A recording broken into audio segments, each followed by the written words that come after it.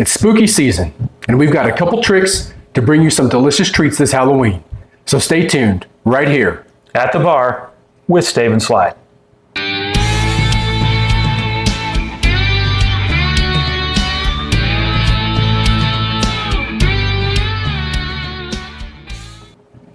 Welcome back to At the Bar with Stave Slide. I'm Dan. I'm Corey. And it's Halloween time. That's right.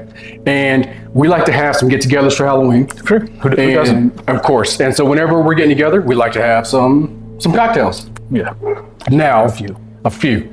Now, a lot of the cocktails that you do for Halloween themed parties, a lot of them are really like novelty, right? Yeah. So a lot of them are like, maybe themed after movies, Halloween movies or whatever. And a lot of them, incorporate a lot of the colors that you get, right? Greens, blacks, purples.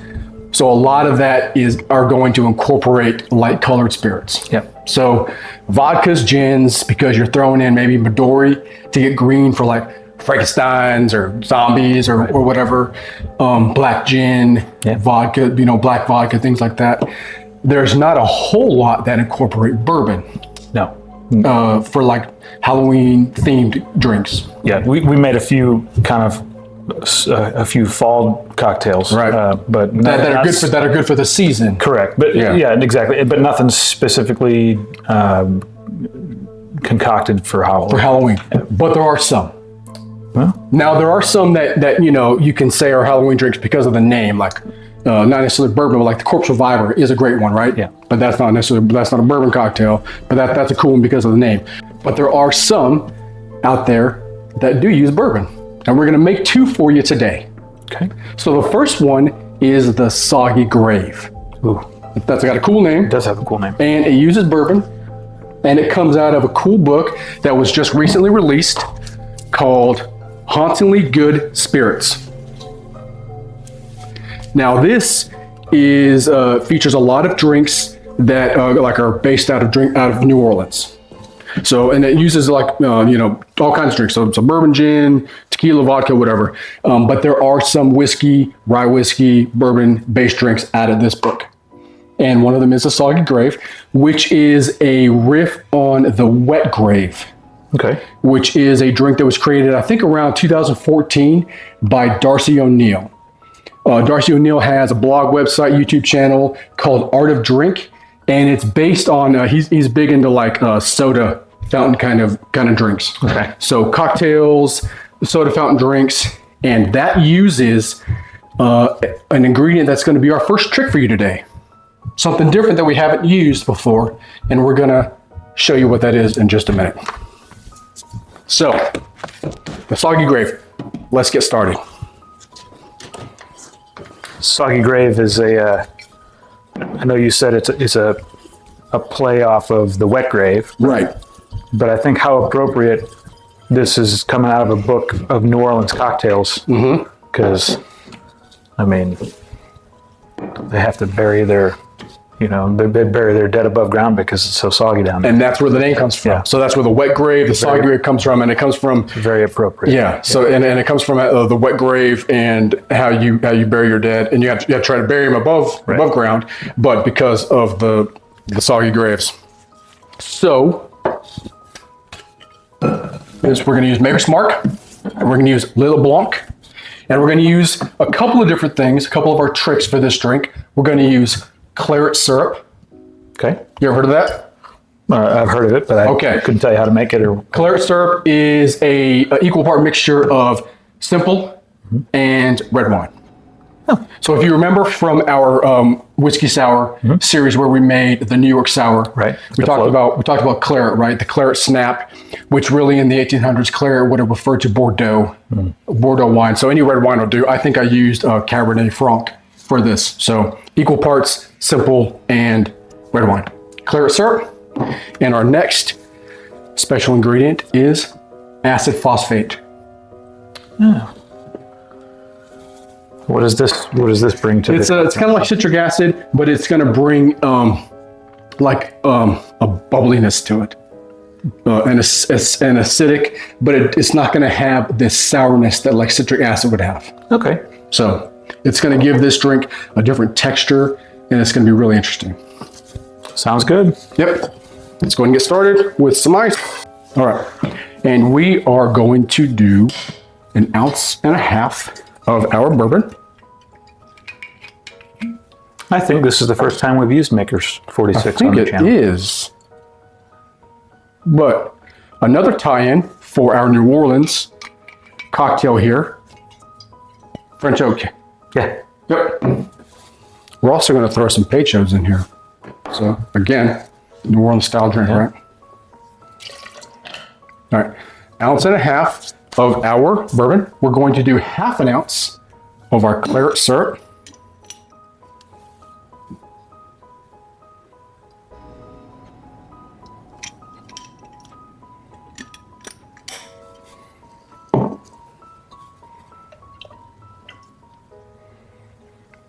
Ounce and a half of our Lillet Blanc. So this is really where the Soggy Grave deviates from the wet grave.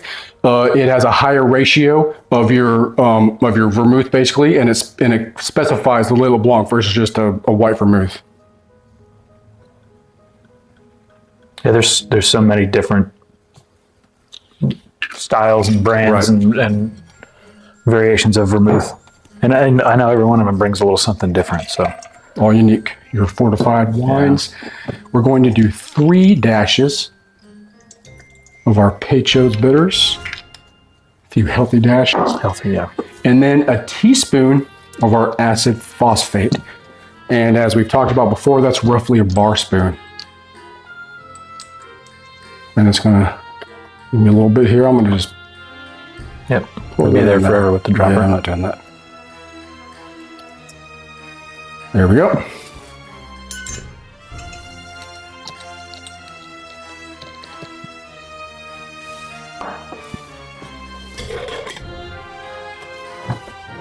And I'll get out my chilled coupe.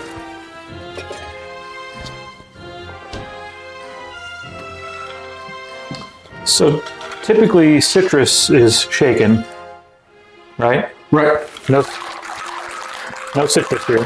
No citrus. But we're taking this has the acid phosphate in it, so this is going to be like a bubbly, frothy drink. That's what I was wondering. Yep.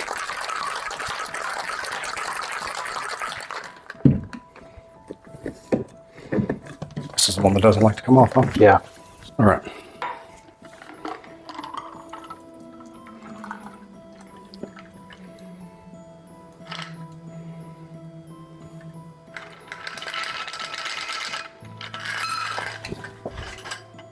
It's almost like a grapefruit color.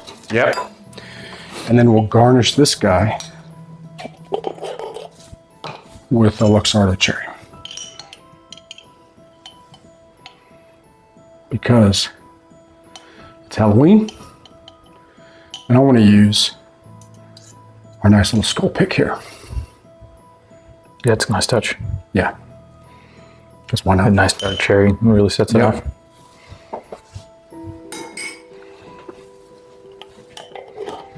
And there we have the Soggy Grave.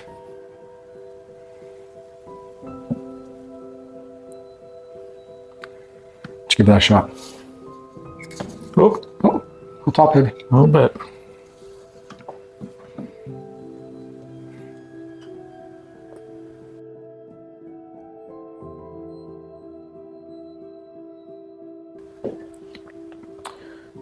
That's different. It is. It's the wine actually comes through more than I expected it to. Yep. The Claret, the Lillet. Yeah, the Claret, yeah. That's good. It's like we said, that when you're looking for some specifically Halloween type, right? It's got the look. The look. It's got the dark color. Nice it's got color. the name. Yeah, and it's tasty. It's good. Yep. It's not overly sweet. It's not overly. It's not heavy on the wine, but it's present. You get it. It's there. Right? Yeah. I like it.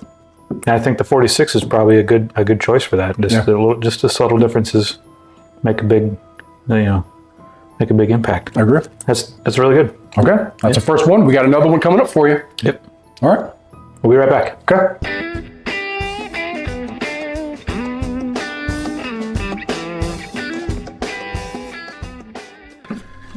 Next up, Okay. poison apple. I've heard of this one. Okay, yes. So there are a lot of different versions of this one out there. If you look it up, there's different recipes. But the common denominator of this cocktail and our trick for this one, glitter, edible gold glitter. And this is what's going to give it a lot of gold swirl in there and give it, a little bit of a different effect. Okay. So make it look cool. All right, for this one, we'll go ahead and use Bullet 10. That's a good one. And we're going to use apple liqueur. Okay. And some apple cranberry juice. Our edible gold glitter.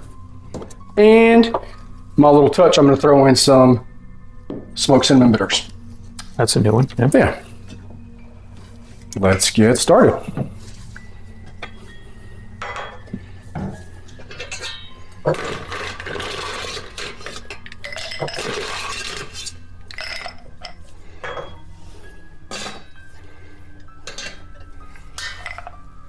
All right, so we're going to throw in 2 ounces of our bourbon.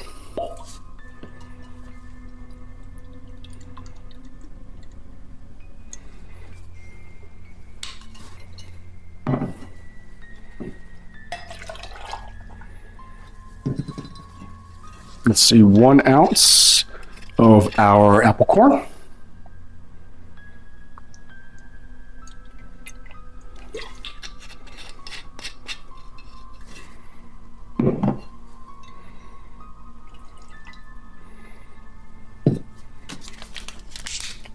Three ounces of our cran apple. Give it a nice red color. This just smells sweet. Yeah. I love that stuff. German apple liqueur. Yeah. And then we'll put a nice healthy dash of our smoked cinnamon bitters from Old Forester. This one is for our good buddy, Mike Daniels. Gave us a recommendation. Said, hey guys, you should use these bitters. We love them. Yeah. They're great. And then we're going to put a couple of healthy dashes of our gold glitter in here.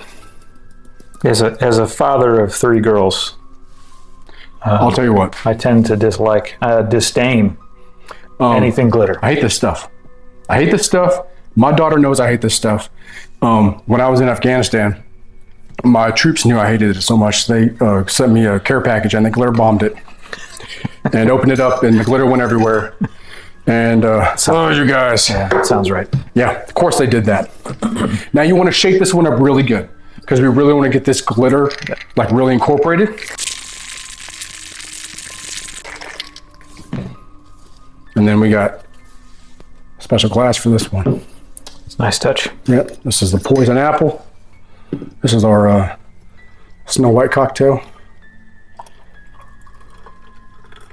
Similar color as the A little bit, yeah. Soggy Grave. Just a little sparkly. A little sparkly. We got that gold glitter floating around.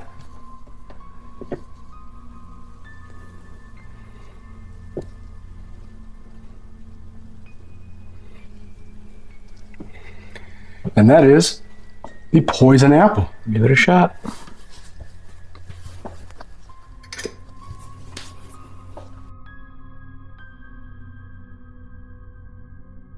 That's delicious.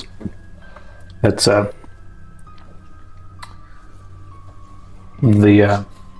sweetness that I could smell on the apple corn. Yeah, it comes right through, but it's not overpowering. Right. I think it's well balanced. It looks nice. The cinnamon bitters, I can pick up on the smoked cinnamon bitters in there. That's a nice touch. There you go. You see that glitter's floating around, Yeah. so looks cool. Yeah, the glitter, I'm surprised it's hanging in there. It's not sinking to the bottom. Or, It will eventually settle, but yeah, so it looks cool. And this is definitely a fun one to mix up for a Halloween party. yeah, definitely. Yeah, I would make that just on a regular day, Right? except for the glitter. I'd Yeah. try to not I don't like touching that stuff. keep anything around in the house with glitter in it. Yeah, that's good. There you go. Those are 2 Halloween cocktails that you can mix up for your Halloween get together. Hope you enjoyed.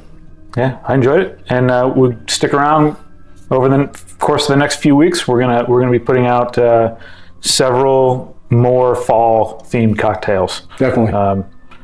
Not specific to any holiday or anything. Just harnessing the autumn season. So time for the season. So yeah. All right. Thanks for joining us. Until next time, cheers from Stave Slide.